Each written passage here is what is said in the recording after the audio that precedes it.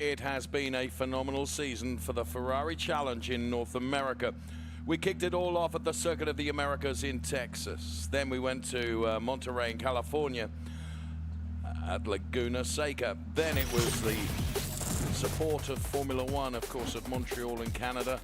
Watkins Glen in New York. Then it was the Sonoma Raceway ahead of Indianapolis Motor Speedway. And here we are in Imola then for the final two races.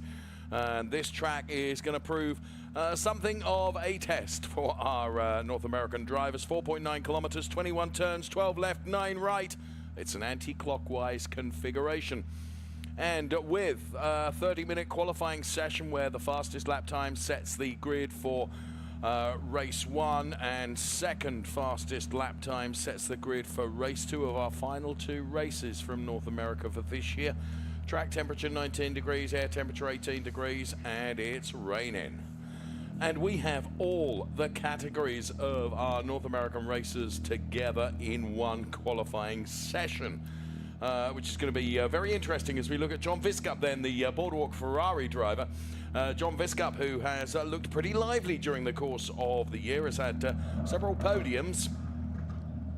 And then you can see the Matthias Perez Compank car number 350. Matthias Perez Compank, another talented young driver who's had 4 wins, I think, across the season this year. And Brian Waltersdorf is another one of our North American drivers. I remind you, we've got Pirelli drivers. They've got a red strip across the top of the windscreen. Our Pirelli Am drivers have got a white strip across the top of the windscreen.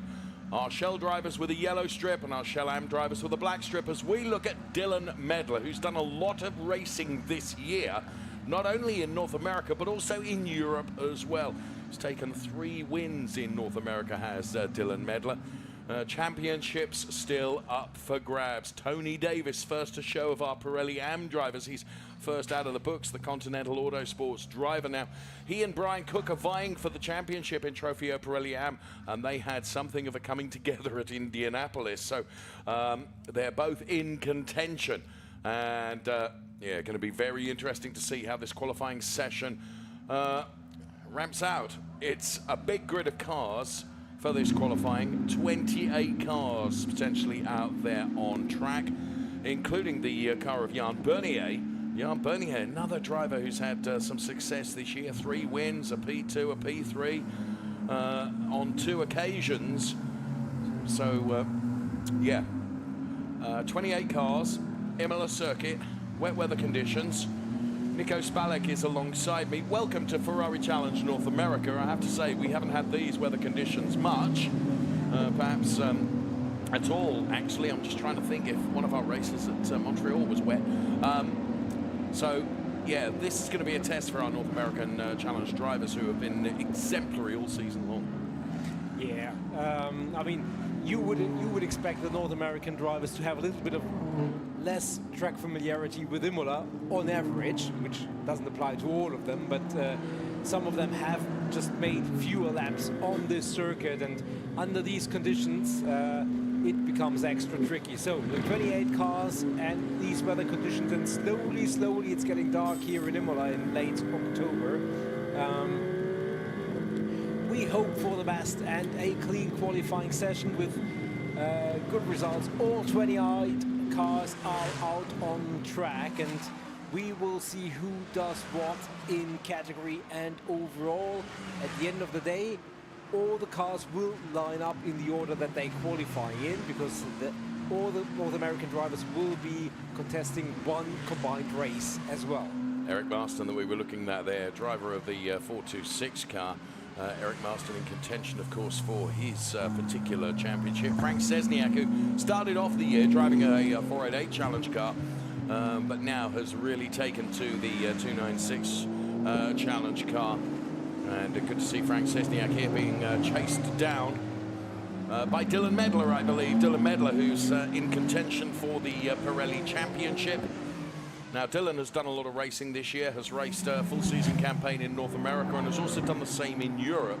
Dylan Medler is another one of these young, talented drivers, Nico, using the Ferrari Challenge as a springboard to phenomenal motor racing opportunities and success, I would say. So Dylan Medler, who we ride on board with right now, you can see the weather conditions now have taken a turn for the worse. It really is atrocious out there. Not only is grip at a premium, Nico, so too is visibility if you are following a car. Now, at the moment, we can see from this wonderful onboard shot, Dylan has not got a car right in front of him. Therefore, he is able to cope really rather well with this. His visibility is not compromised. He's going to go for a timed lap right now. And you can see the spray coming off from cars ahead of him. And Dylan Medler going for it right now. So, I remind you, we've got our Pirelli drivers, our Pirelli Am drivers, our Shell and Shell Am drivers all out together for this 30-minute qualifying session, of which the first 4.5 minutes are already done. Yeah, absolutely. And it's just another testament to the popularity of the 296 Challenge. We've got 28 cars who have come here with their drivers, or the other way around actually, from North America, which is a great achievement for Ferrari to bring so many drivers over here. And all the championship battles in North America are still raging on. Certainly in the 296 classes, the 488 championship has been won, and those drivers are not here. But all the 296 challenge drivers who are in contention are here in Imola, and that means we will crown champions in all our 4 categories over tomorrow and Friday. And then obviously we will see those competitors also in the races on Sunday when they mix it up with the European competitors. We have our first times on the timing screen. Sebastian Mascherano with a 2:05.037. He's a Pirelli N driver. Cyril Choksi also with a 2:06.582. The best of Coppershell. Lisa Clark, she obviously has some familiarity on the European tracks because she has done lots of racing here in Europe as well. Best of the Pirelli, Jason McCarthy currently in P9, but his lap time currently not something that will stick around till the end of the session. You can see here that the collection driver, Dylan Medler, had done a great job through Sector 1 and Sector 2, then being called out by traffic, which has meant that his Sector 3 has been compromised. So Dylan Medler now able to find a way by, not quite, there we can. And so Dylan Medler, I rather think that Sector 3 will have been problematic for him as he breaks the timing beam. I mean, it's still enough for him to go P1, but he knows that he'll have a better lap in him. Bruce Cleveland, great job. He's gone quickest for our Shell drivers. The Ferrari of Silicon Valley driver with a 2:04.257. But Dylan Medler, by far and away the fastest driver out there at the moment. And as I say, his lap was compromised by traffic. This is Jason McCarthy. Jason certainly knows how to pedal a car, and Ray Acosta has now gone quickest for our Shell drivers. Ray Acosta driving that 407 car. Now, he had 2 wins at Indianapolis in both the races, so Ray Acosta comes here on a rich vein of form, and not only that, he's another driver that has driven a lot in Europe this year. So Ray Acosta, and then it's John Viscup, and Eric Marston is relegated to P3. Bruce Cleveland, P4 now for the Shell drivers. Roberto Perena, and he is very much in the hunt for the potential of taking the Trofeo Pirelli Championship. He's gone up to P5 in qualifying, but P2 in class. So I remind you that as Jason McCarthy really backs off to try and find some track space here, Nico, and try and find clean tarmac ahead of him, or clear tarmac ahead of him. I remind you that we've got all 4 categories of the Ferrari Challenge North America together here. So the cars with the red strip across the top of the windscreen are Pirelli drivers. The cars with the white strip across the top of the windscreen are Pirelli Am drivers. If it's a yellow strip, it's a Shell driver. If it's a black strip, it's a Shell Am driver. And here is Dylan Medler once again in the 315 car. And that's just how difficult it is to see. And as the car accelerates ahead, you can see now from that onboard shot how Dylan Medler's visibility is compromised as he goes through now. And he posts another lap, but his time of 2:00.817 even better than previous. Ray Acosta with a 2:02, but now Frank Szczesniak has gone the quickest for our Pirelli AM drivers with a 2:01.577. Brian Cook second fastest for Pirelli AM. Then it's Sebastian Mascaro. There you can see one or two drivers not able to make that chicane and shortcutting that a little bit. Here is Brian Cook then for Ferrari of Seattle. He is the second fastest of our Pirelli AM drivers at the moment. Where is Tony Davis? Well, he is down there running P8 in class at the moment, so expect more to come from Tony Davis as Brian Cook, who I think has got Jan Bernier right behind him. And 20 minutes and 50 seconds of this session remaining. Ferrari of Seattle then, Brian Cook, second fastest. Is this going to send him to the top of the Pirelli AM qualifying as he breaks the timing beam? No, it does not. He's not able to wrestle that position away from Frank Szczesniak. Here we can see in replay then the car's very much bouncing all over the curbs as Brian Waltersdorf finds the unforgiving curbs here at Imola. In the 411 car, Brian Waltersdorf driving for Continental Autosports. So it is Dylan Medler that is P1. Now here comes Eric Marston. Out of position, I would suggest, at the moment. He is P4 within class. Eric Marston then, Ferrari of Westlake. Family here to support him this weekend. And he is on an improvement trajectory because he's done a personal best through Sector 1 and an overall best through Sector 2 as he threads his car around this circuit located in the Emilia-Romagna region of Italy. And he will head towards the timing beam now. It's Ray Acosta who is P1 for our Shell drivers currently, as Eric Marston then is looking for an improvement here and breaks the timing beam. And Eric Marston does improve and improves by a big margin, Nico. He goes P1 in class. Absolutely, and Mitchell Green almost follows suit, but John Viscop unsettles and unseats him once again, so relegates Eric Marston to P2 and Ray Acosta also. So times are now coming down as the drivers have familiarized themselves with the conditions and now are a little bit more daring, dare I say. Jason McCarthy with 2 purple sectors. Matias Perez Compact has gone quicker than anyone, and he's the first driver to give us a sub 2 minute time, a 1:59.938 for Matias Perez Compact, the young driver driving in Ferrari Challenge Trofeo Pirelli. But Jason McCarthy is looking strong. Sector 1, purple. Sector 2, purple. Jason McCarthy has done a lot of racing this year. I spoke to him earlier on today, and he was relishing the prospect of Imola.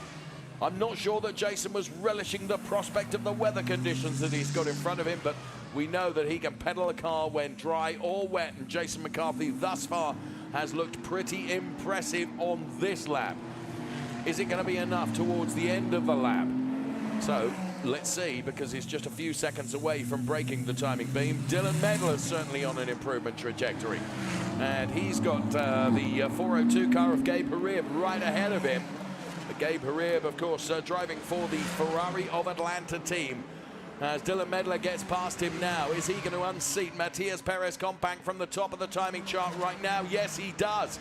By a huge margin, Nico, 2.292 seconds, which reinforces what you were saying about the drivers now finding familiarity with the track conditions. Yeah, absolutely. And Jason McCarthy, he lost 6 full seconds on the final sector because of traffic, and I think also didn't have the best way through the chicane. And Perina here also really skittish under braking into the chicane.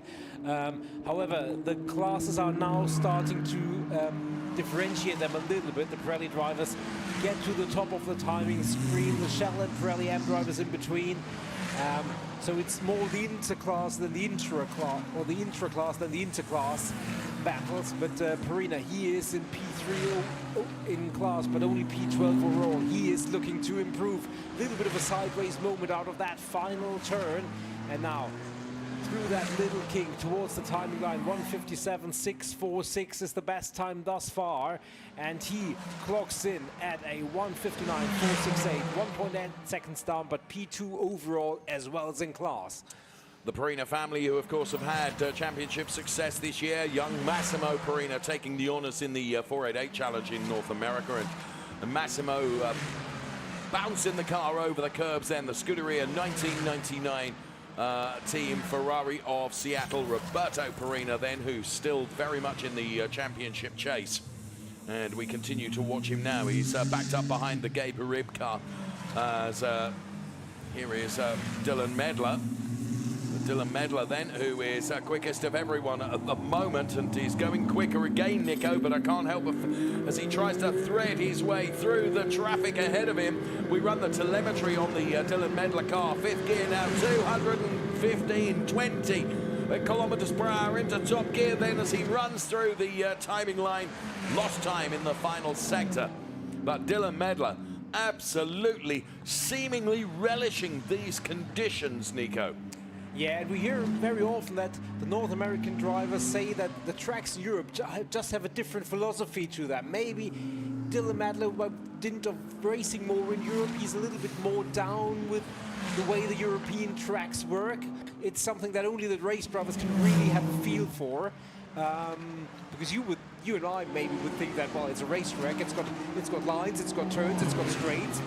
Where's the difference? But there is apparently some basic difference between the tracks in the States and in Europe.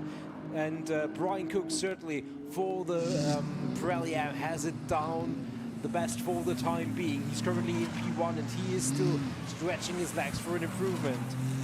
Yes, that championship chase between Brian Cook and Tony Davis, and they're in terms of qualifying split at the moment by Frank Szczesniak, who is second fastest within class for our Trofeo Pirelli AM drivers, but Brian Cook looking for an improvement here.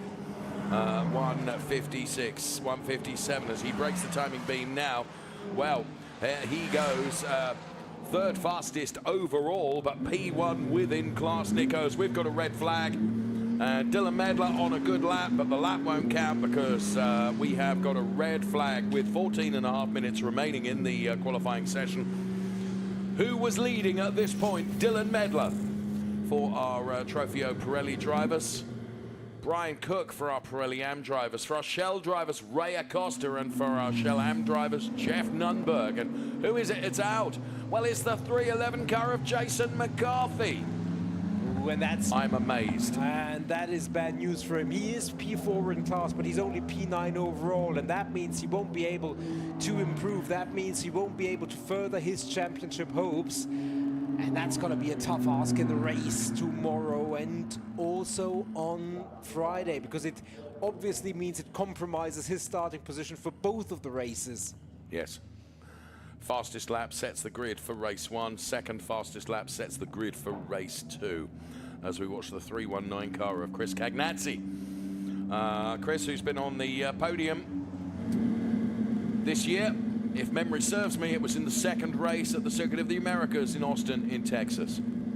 So red flag. Now, the recovery teams here at Imola have worked really, really quickly today, and the cars have been recovered from the gravel chaps very, very quickly indeed. So we anticipate the same will be true as we look at the back end of the Roberto Perina car.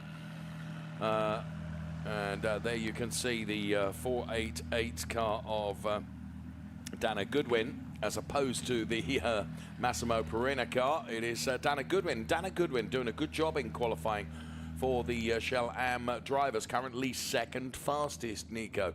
As all the cars make their way into the pit lane now, you can see the 350 car then of Matias Perez Companc, who has taken, if memory serves me, 4 wins this season. Dylan Medler currently fastest overall. So Pirelli drivers, quickest is Dylan Medler. Pirelli AM drivers, Brian Cook. Shell drivers, Ray Acosta. Shell Am drivers, Jeff Nunberg. When we were in Indianapolis, Nico, I sat with Jeffrey Nunberg and had dinner with him, and we had some fantastic conversations. Jeffrey Nunberg is one of these drivers, Nico. He absolutely gives everything he can. He's utterly, utterly committed to it. He says, if I do anything, Dave, it's got to be at 100%, whether that's cycling, whether it's racing, whether it's doing the washing up at home. I give it everything I can. Jeffrey Nunberg, great character, and we had a really enjoyable dinner at the gala at the Indianapolis Ballroom. Dinner suit was on, and you would expect me to have behaved appropriately, and I did. Session is going to restart in 30 seconds from now. I was saying that the recovery operations have been very good here and very quick as we look at Sebastian Mascaro. I was speaking to Sebastian this morning, and we were talking about the weather conditions, to be honest, and Sebastian Mascaro then, who is currently 6th fastest in class. So well done to Sebastian Mascaro. He has been a really, really entertaining driver to watch during the course of the season. And red light on the car, red light off on the exit of pit lane, and we are back. 14.5 minutes remaining in this qualifying session. Red flag intervention done, and the warm-up cycle for the drivers and the cars resumes. So everybody getting back into the rhythm, trying to contend with the weather that remains atrocious for the remainder of this qualifying session. I don't think there is any hope for any sunshine. A, because it's not happening, and B, because the sun has already set effectively. It's getting really dark. You can't quite make it out because of the camera work really, really being good. But if you look at it, it's quite gloomy, and the dusk has started to come into Imola. You're right. So the car's making their way out, and as you say, they've got to go through their warm-up routines all over again, bring the tyres and the brakes up to temperature once again for the remaining 13.5 minutes of this qualifying session. I can see from our monitoring inside the studio that one or two drivers tardy in getting out of the pit lane. Bruce Cleveland is one of them, and I think also the car of Roberto Perena is still in the pit lane. There's Cyril Choksi. And Cyril Choksi then, where is he sitting in qualifying at the moment? Not where we would expect to see him. P14 overall, P5 within class for the Pirelli Am drivers as Dylan Medler goes about his business of trying to get up the road as quickly as possible, getting past Jeffrey Nunberg, who I was talking about just a few moments ago. So Dylan then bouncing the car over the curbs, getting the back end out. That was a power slide and a half from Dylan Medler. So Dylan Medler from Roberto Perena. Then it's Brian Cook. And then the best of the Shell drivers is Ray Acosta. Best of the Shell Am drivers is Jeff Nunberg. And there is Jeffrey Nunberg, center of our shot right now in the 441 car. And there you can see what gears they're in, what speed they're pulling, as we bring you as much data as we can from inside the 296 Challenge cars to you on screen as well. Full chat flat across the timing line then, and this will be the first lap that counts in the, if you like, the resumption of our qualifying session for all the categories in the Ferrari Challenge North America. So Dylan Medler, P1, Roberto Perena, P2 in the qualifying session overall, and I can see that Roberto Perena is making his way back out of the pit lane now. As I say, the two cars that were tardy leaving, Bruce Cleveland and Roberto Perena, they are both on their way back out now. Jeffrey Nunberg then continuing on his way, and Jeff is the quickest of our Shell Am drivers, ahead of Dana Goodwin and Gabe Harim.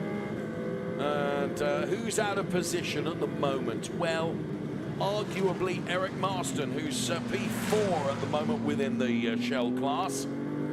So Eric Marston needs to improve. We ride on board with Dylan Medler, the collection driver. He's tracking Cyril Choksi ahead of him. And we've got 11 minutes remaining in torrid conditions here that we find at Imola. You can see him flashing his lights furiously here, trying to find a way past Cyril Choksi. But the thing is, Nico, that every driver is on a hot lap in terms of trying to qualify. Cyril doesn't get the entry into that turn quite right. Dylan getting frustrated behind him. But he does go through. Cyril Choksi allows Dylan Medler to go through. And here comes Dylan Medler trying to improve, but he's not going to improve on this lap. And we've got 10.5 minutes remaining. 1:57.646 is Dylan Medler's best time. And there's no other driver from our entire contingent of North American drivers that has got into the 57s yet. Dylan is the only one. So you can see 3.2 seconds down on that previous best lap. Here comes Tony Davis, third in class at the moment.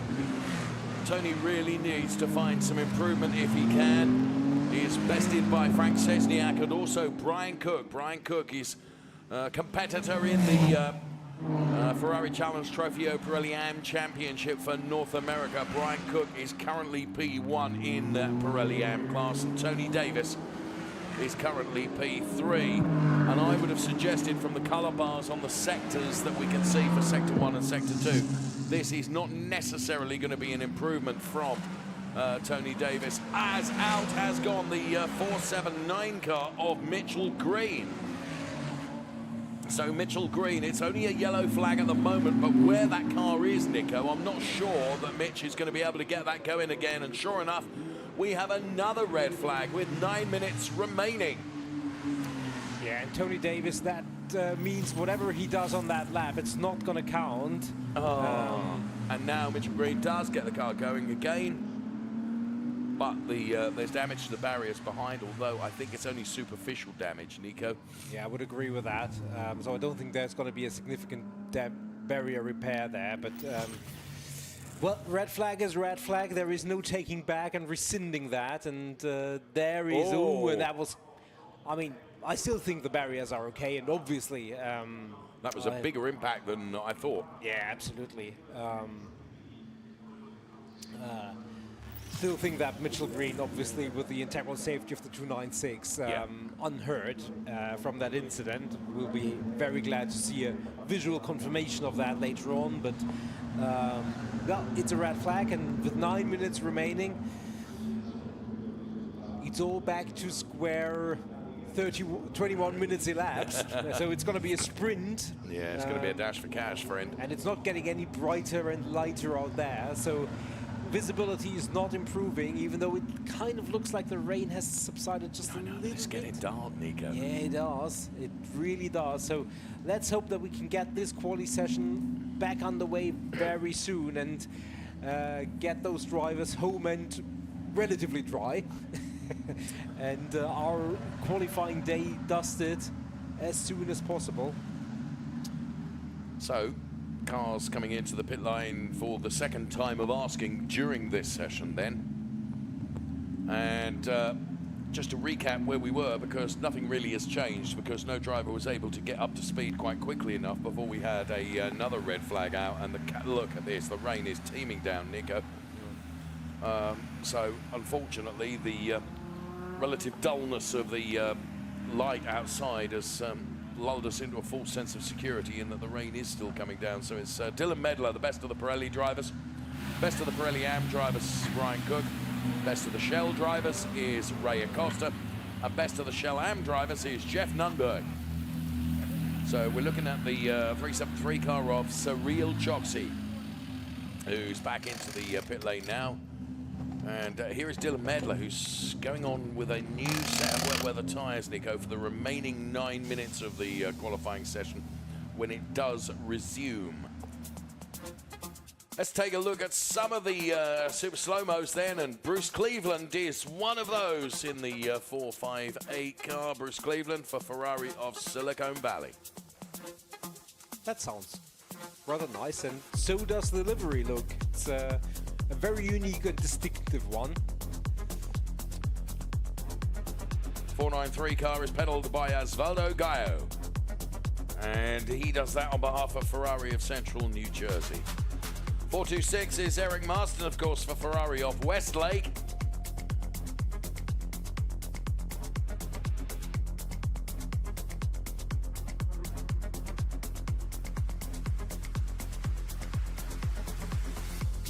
And Eric Marston certainly out of position in qualifying so far. This young man has had the bit between his teeth from the very, very start of qualifying. And that's Dylan Medler for the collection and Ferrari of Miami. My goodness me, he has gone for it. And thus far is the quickest. No one has bested him. A 1:57.646, the best time from Dylan Medler. Conversely, the best time from Eric Marston at 2:02.475.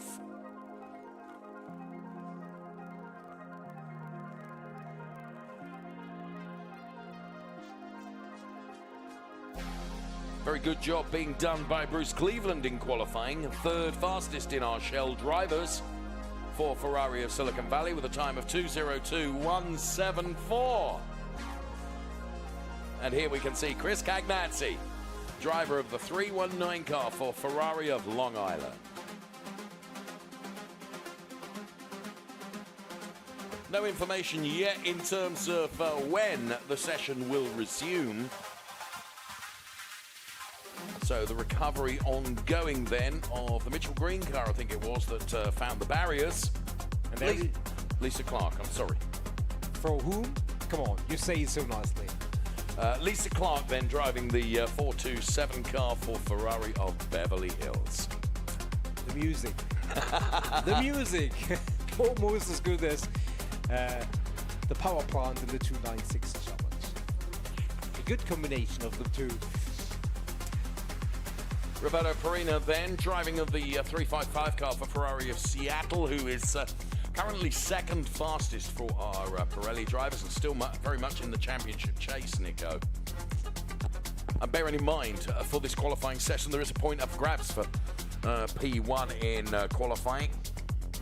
And that will apply presumably to both races. So if you've got the second fastest lap time, you will bank a point for the second fastest lap time, which will effectively be your qualifying time for race 2 of the weekend. I say weekend. Of course, it's an elongated weekend at Finale Mondiale.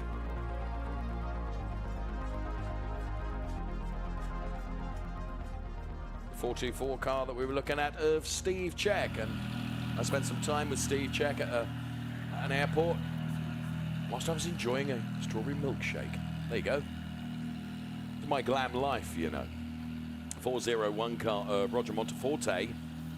Roger Monteforte, one of the Shell Am drivers who's had success this year with 4 wins and a couple, if not 3 or 4 other podiums as well. Hence Roger Monteforte being very much in that championship chase within class. The Copa Shell Am driver, Roger Monteforte, who's out of position for qualifying at the moment, Nico. He's down there in P4. Here is Dylan Medler, and still no information as to when we're going to go back qualifying. Yeah, so maybe there is some more damage to the tyre barriers. Just as I say that, we are 3 3/4 minutes away from the session resuming. It's going to be blooming dark. Well, absolutely. To run through the championship points, which you alluded to. Thank you. Dylan Medler coming into this weekend, 4 points up on Roberto Perina and another 3 points adrift of Matthias Perez Compang. So overall, the top 3 separated by 7 points going into this session in Pirelli. So and everything to play for. They are 1, 2, 3 in qualifying at the moment. Absolutely. So that's going to be interesting. Pirelli app also, Brian Cook, 12 points ahead of Tony Davis. Those are the 2 front runners here in Pirelli Am. And again, Brian Cook leading. Frank Szczesniak in between, and Tony Davis in P3. So that all still very much in play. In Copper Shell, it's Eric Marston. The very man that we're looking at right now. 19 points ahead of Jan Bernier, and roughly 49 points ahead of Robert McWilliams. And Jan Bernier is currently 6th fastest in qualifying. And if memory serves me, Rob McWilliams is not here this weekend. No, and Eric Marston is P4 in class, so none of those 2 front runners are very high up the order. And Roger Montefort is 32 points ahead of Steve Chack, and another 12 points adrift of Brian Woltersdorf. And Roger Monteforte is P4 in class. Steve Check is P5 in class at the moment. So very nearly nothing between them. Indeed. So even in the overall standings further down the order, like P20, 21, 23, 24, there are still battles raging on. For sure. Because obviously we combine all the drivers into one grid and all into one qualifying sessions. And in about 100 seconds or so, we will be going back into this qualifying session. It will be 9 minutes, 12 seconds on the clock. And it's going to be fairly dark, but the high beams will be out. The action will be thick and fast in the rain, through the raindrops, and hopefully we won't get another red flag suspension. I dare say if we get another one, that might be session over. Yeah. Because it just might right. mean that the time remaining will not allow for a sensible resumption of the qualifying session. We were looking at the Ophir Levy car and the wood effect. In North America, Nico, there is so much pride taken in the liveries of the cars. And look at that effect. It's stunning, absolutely stunning. Dylan Medler's color scheme, paying homage, of course, to the hypercar. And Dylan is once again champing at the bit to get out there again. And there is Tony Davis currently.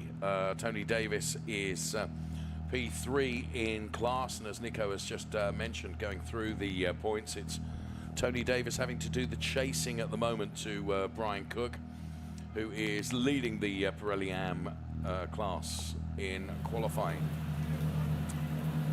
So we are but 15 seconds away from the session getting underway. You can actually hear the rain heaving down now, I regret to say, but it's, from a conditions point of view, it's the same for all of our drivers. And let's get the lights green and let's go back to qualifying once again. As the 296 Challenge cars across the Pirelli Am, Shell and Shell Am categories of Ferrari Challenge North America light up the tarmac and head back out onto this Imola circuit. 4.9 kilometers, 21 turns, 12 left, 9 right, and anti-clockwise race direction here at Imola. It's the host of Finale Mondiali for 2024. So a couple of laps for the drivers to get up to speed, and then really only going to have time for maybe 2 or 3 timed laps. But it's going to be very, very busy out there. We've lost a couple of drivers by dint of them finding the barriers and being out of the session, and one of those is Jason McCarthy. So let's see how they do then. Let's see how we run with 8 minutes remaining. John Visca then driving the 489 car. And John Visca then, who's been on the podium quite a few times this season, but the in-class win has eluded him so far. Will he put that right in Europe this weekend?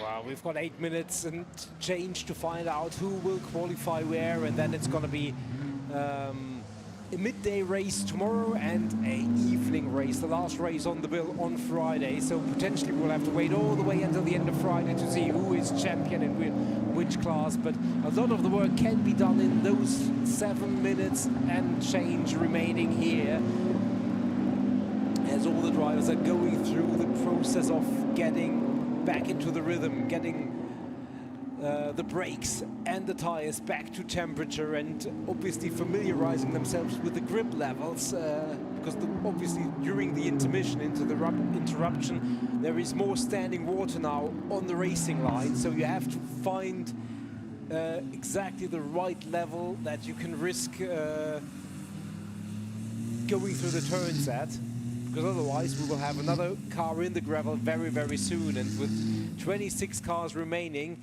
it's a lot of responsibility for everybody. You're absolutely right. So then, first installation laps and the resumption of this qualifying session done and dusted, and we get back to qualifying proper once again, trying to find where the grip is at. Osvaldo Gaia we follow right now. He's running P8 at the moment in class. The Ferrari of Central New Jersey driver. We run the clock on him and see what he can develop and delivered during the 3 sectors across the Imola circuit then. I remind you that Dylan Medler leading in Pirelli qualifying. In Pirelli AM it is Brian Cook. For Shell it's Ray Acosta, and we've got another red flag. And interestingly, I was about to say that Ray Acosta, I think, has parked the car in the pit lane, Nico, because he was still showing us being in the pit lane. Oh, and that, I think, is John Viscup and maybe Sebastian Mascaro. So I think that's the John Viscup car. And not sure about the other one, but I would have suggested, Nico, let's take a look.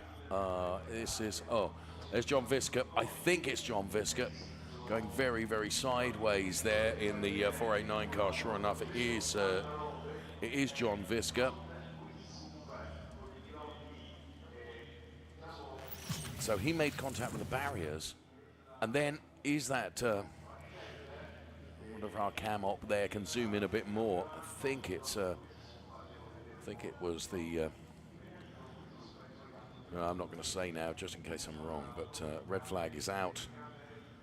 I can't see how those two incidents were connected. No, I think maybe they were not a direct result. Obviously, maybe certainly the yellow flag came out, and maybe that was a distraction. But maybe it was just, you know, too much standing water at that part of the track.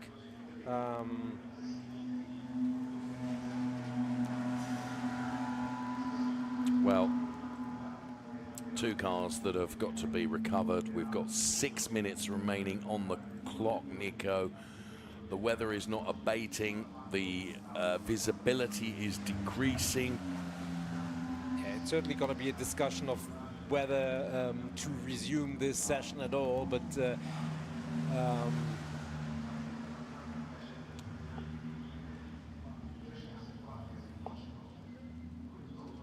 we're still trying to find out which is the other car that was involved in that incident. Yeah, I'm going by colours and colours alone, Nico, and that's why I was saying what I was saying, but I've been wrong in the past and I don't want to be wrong again. There is Frank Szczesniak, we can see in the 301 car. And there is the Lisa Clark car. So well, I was saying, Nico, that I think it's Sebastian Mascaro. And indeed, he's not showing as having made it back to the pit lane. Only one of a few cars who are not showing, and the delivery certainly would match that impression. So unconfirmed at this moment, but we do believe that it might be the Sebastian Mascaro car, which also in the gravel. So we await announcements from race control. And we're on board with Dylan Medler. And Dylan, of course, who is P1 at the moment, having set that 1:57.646 time. It's been something of a disjointed session, that's for sure, for our drivers.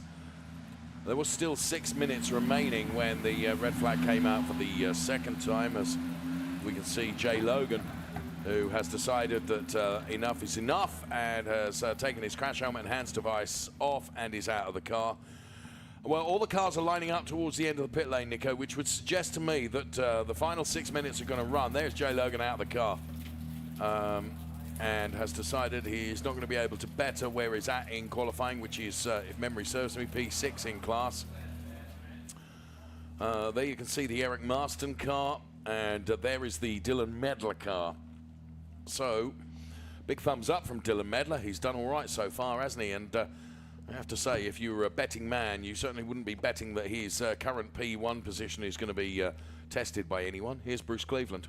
Yeah, and you know, there comes the point where, for the likes of Dylan Medler and maybe Roberto Perina, there comes the question, do you even want to go out again? Because there is always the risk of, you know, binning the car or being taken out, or the risk-reward ratio certainly doesn't work in your favor when you're at the sharp end of qualifying anyway, and the chance of any improvement is minimal.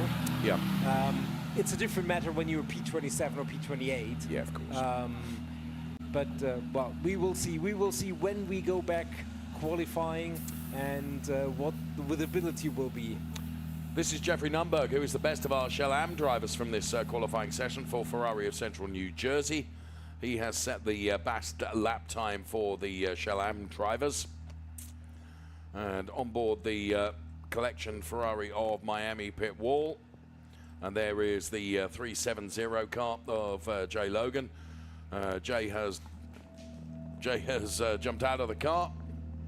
And still no news from race control into our messaging screen here. And in terms of when we are going to get back to this qualifying session.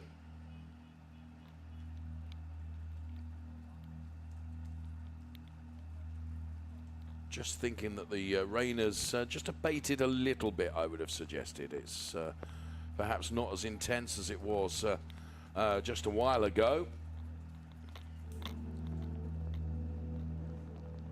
And there you can see the drivers having lined up at the head of the pit lane, ready to head out as soon as the session does resume. We're at 6 o'clock local time, as near as makes no difference. 1 minute away from that, to be fair. And the lights remain resolutely red at the moment, Nico. So, yeah, who knows? That's a good sight to see that John Viscup is out of the car and he's perfectly okay. Right, the session is going to restart in 10 minutes. To be confirmed. So, bear with us as we watch the non-action for the time being here in the pit lane, and the rain falling down, but there is the sense of anticipation that we will get a conclusion with a checkered flag to this qualifying session, hopefully. Starting in 10 minutes and 10 seconds from exactly now. So Dylan Medler then, who, as I mentioned earlier, he's done a lot of racing this year, Nico. He's raced in Europe as well as in North America. It's been consistency of points haul for Dylan Medler, because he's taken 3 wins in North America, but then lots and lots of very, very healthy points scoring. Sebastian Mascaro out of the car as well, which is good to see. Let's take a look at some of the action that we have seen here at Imola.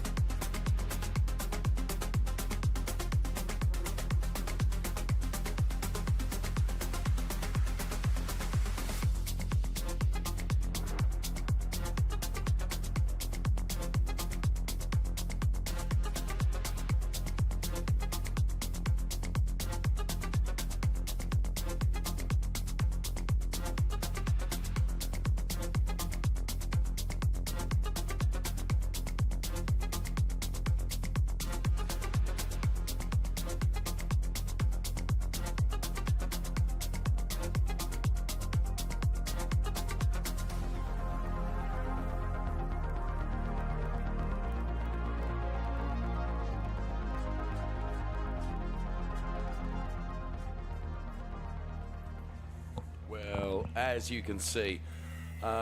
Repairs being carried out to the barriers at the moment, and the team working as quickly and as hard as they can. And in fairness, I think the barriers are very nearly repaired already. Well done to the team here at Imola for working so hard to get this qualifying session back on again. So at the moment, best indications are that we should restart at 18:10. That is to be confirmed, but actually I would have said, Nico, with the progress being made, it might even be sooner than that. And when we do resume, we will have 6¼ minutes remaining in this qualifying session. I remind you, we're watching the Ferrari Challenge North America all in, because every category qualifying together here. Of course, the qualifying still counts within class, still recorded as in class. So we have our Pirelli drivers, our Pirelli Am drivers, our Shell drivers, and our Shell Am drivers. As we look at Bruce Cleveland's car, the 458 car. So there he is, Bruce Cleveland. You were making mention of the fact that you love the livery on Bruce Cleveland's car, Nico. It's a really interesting one. As I said, certainly in North America, so much pride is taken in the adorning of the blank canvas of a 296 Challenge car, and the cars are really distinctive and really lovely. Absolutely, yeah, no, it's great, and to see all the different influences and the liveries from all over the world. Some of them are very purist, some of them are very basic in the positive sense of not distracting from the great shape of the machinery, and others really use the canvas to express their own emotions. Josef Schumacher's car really comes to mind. Yes, he's one of our European drivers, you're right, and his car is bright and ebullient, I'm almost tempted to say, as we look at the car of Frank Szczesniak. And there indeed is Frank, with a thumbs up. Tony Verlander, who normally sits in the seat that you're sitting in terms of co-broadcasting with me, and has done for most of the season, will be here, incidentally, across the course of the weekend. Bruce Cleveland's actually out of the car there. Yeah, no pressure for me then. Well, sorry. That's quite all right.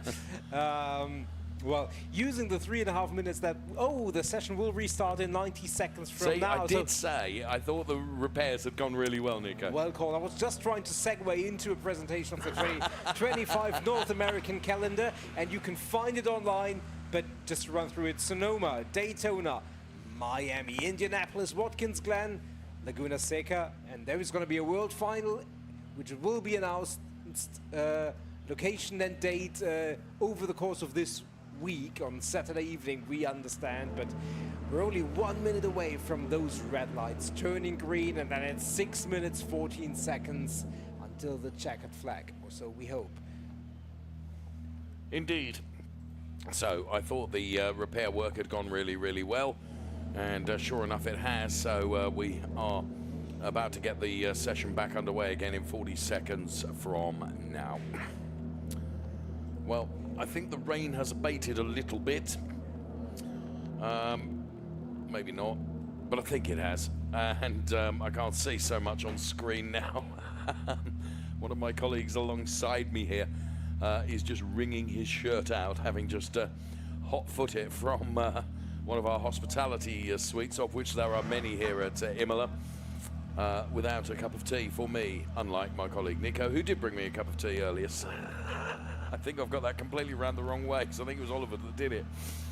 Right. Back on script, Dave. Let's go. Light goes green. Let's get the cars back out on track again for the final 6 minutes. This becomes a dash for cash. Who is going to do what and where and when across these 6 minutes? And I wouldn't be altogether surprised if a number of drivers choose not necessarily to get back out on track. So the stoppage brought about by John Viscup and Sebastian Mascara. Ironically, John Viscup was the second fastest in the Shell drivers. And John Viscup will obviously not be back out on track once again. Brian Walterstorff then, we can see there on the 411 car, as we also see that I think it was Tony Davis who's very much ahead of the queue in terms of getting out and getting back out on track again. He's currently third fastest for our Pirelli Am drivers. And sure enough, it is Tony Davis, the familiar Lakeside Pyro Arts. Tony, of course, one of his other big passions, apart from racing Ferraris, is fireworks. And he treated us to an exemplary display of fireworks at Watkins Glen earlier on this year. Really was something very special to be part of. Phil Levy then is the first of the drivers to show, as here comes Lisa Clark, who, as Nico has mentioned, has raced not only in North America this season as Europe as well, and a very well-travelled racer is Lisa Clark. There we can see the 424 car of Steve Czech, Ferrari of Rancho Mirage. Steve, who took a win in the second race at the Circuit of the Americas in Austin, Texas, right at the start of the season. And here comes Tony Davis. Yeah, and as we said, Steve Czech still very much in with a shout for the Coppa Shell-Am title, chasing Roger Montefort. So he really has to try and overtake Roger from his current P5 position in class. Any improvement would help him get on track for his quest to claim that championship by Friday. There is the 304 car of Tony Davis. He also still very much involved in the championship chase, chasing Brian Cook, who has decided to stay in the pit lane. So theoretically, as has Frank Szczesniak, who we're looking at right now. Exactly. So Tony Davis theoretically has a chance to leapfrog both of them, but will the conditions allow that? It's a big question mark. 3.5 minutes remaining, and no one will give it more than Tony in trying to do that, Nico. Well, and we will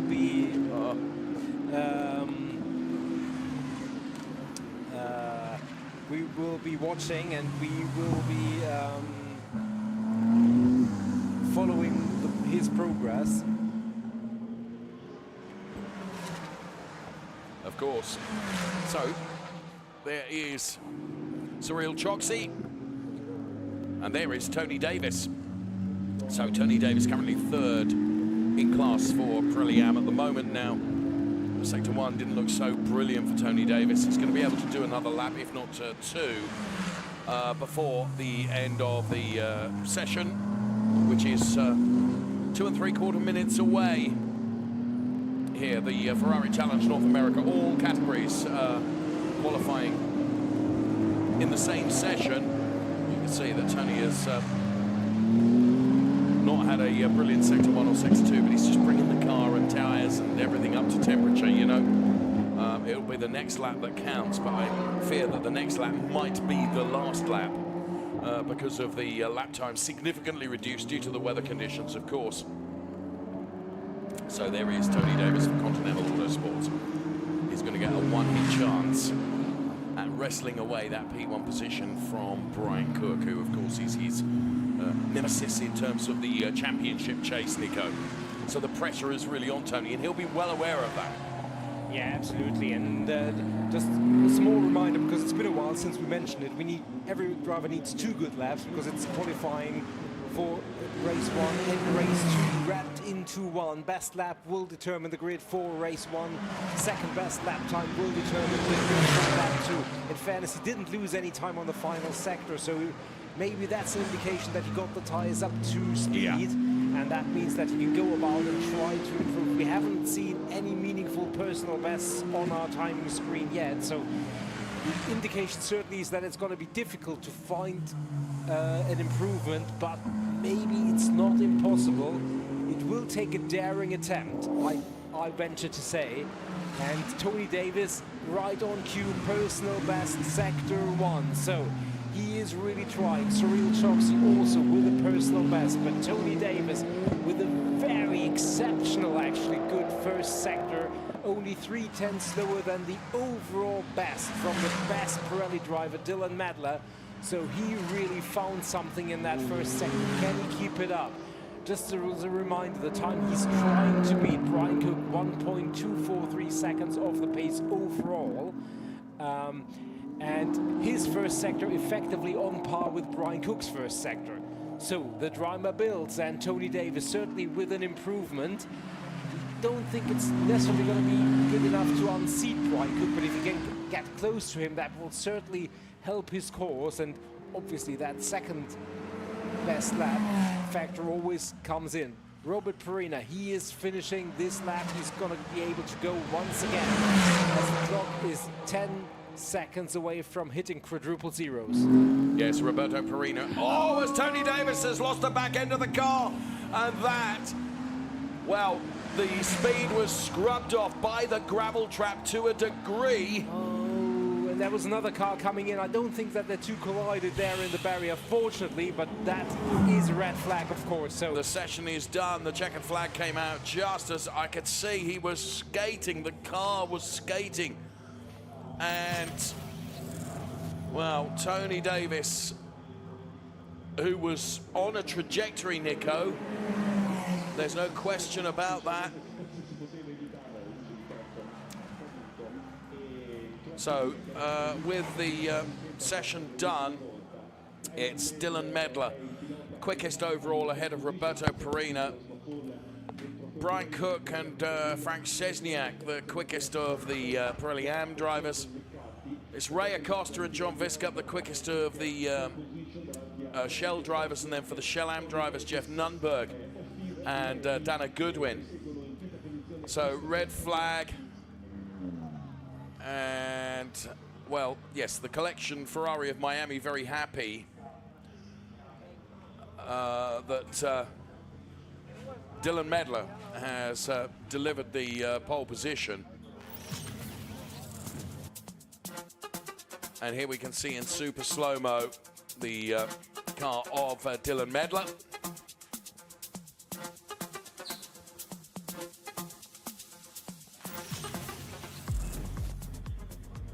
So as dusk falls here at Imola, we will bring you the confirmation of the results as quickly as we can.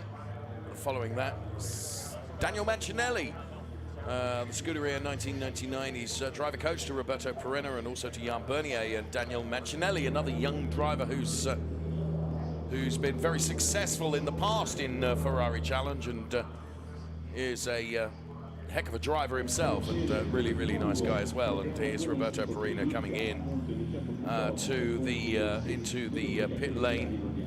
We're waiting for news on Tony Davis. And we'll bring you the results of qualifying as quickly as we can. So,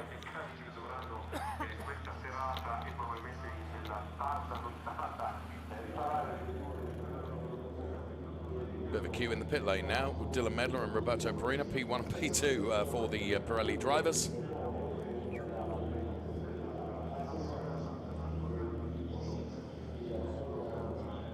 And yeah, the session is over. Here's confirmation of the qualifying then. Dylan Medler, Roberto Perina, the top two for Ferrari Challenge North America Trofeo Pirelli. For Pirelli AM, Brian Cook and Frank Szczesniak, P1 and P2. For our Shell drivers, Ray Acosta and John Viscup, P1 and P2. And we'll get to the second page of the qualifying classification, where you can see that Jeffrey Nunberg, although P18 overall, was the best of the Ferrari Challenge North America Shell AM drivers, ahead of the Ferrari of Seattle driver Dana Goodwin, who was P2 in class, and then Gabe Hurib, who was P3 in the Shell AM class, and there you can see those. So Roger Monteforte is out of position, arguably so too Steve Check, and there you can see all 28 cars. Al Heggie, the only one that was not classified, and to my knowledge didn't put a wheel on track in that qualifying session. So there we have it, qualifying done and dusted for our Ferrari Challenge North American drivers. From Nico and from myself, thank you so much for watching. Bye-bye for now.